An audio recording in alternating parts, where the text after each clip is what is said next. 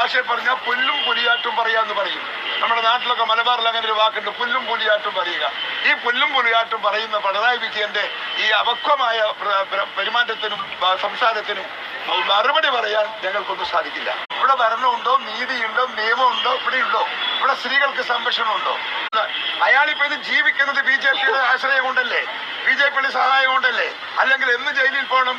എത്ര SNC Lavalin case എത്ര തവണയാ മാറ്റിവെച്ചത്? ആരാ മാറ്റുന്നത്? BJPയുടെ പിന്തുണയില്ലാതെ അത് മാറ്റുമെന്ന് നിങ്ങൾക്ക് തോന്നുന്നുണ്ടോ? ഇപ്പൊ BJPയുടെ സഹായം കൊണ്ടും മാത്രം ഇന്ന് രാഷ്ട്രീയ രംഗത്ത് പിടിച്ചു നിൽക്കുന്ന ഒരു രാഷ്ട്രീയക്കാരനാണ് ഇടതുപക്ഷം എന്ന് പറയുന്ന ഈ നേതാവ് എന്ന് പറയുന്നത്. ഇടതുപക്ഷത്തിന് അപമാനമാണ്. ജനങ്ങൾ ചോദ്യം ചെയ്യുന്നതിന് മുമ്പ് വായി തോന്നിയതൊക്കെ വിളിച്ചു പറഞ്ഞ് മറ്റുള്ളവർക്കെതിരെ നമ്മളെ നാടൻ ഭാഷയിൽ പറഞ്ഞാൽ പുല്ലും പുലിയാട്ടും പറയാന്ന് പറയും. അതുകൊണ്ട് ഈ മുഖ്യമന്ത്രിയെ സംബന്ധിച്ചിടത്തോളം CPM പോലും മടുത്തു.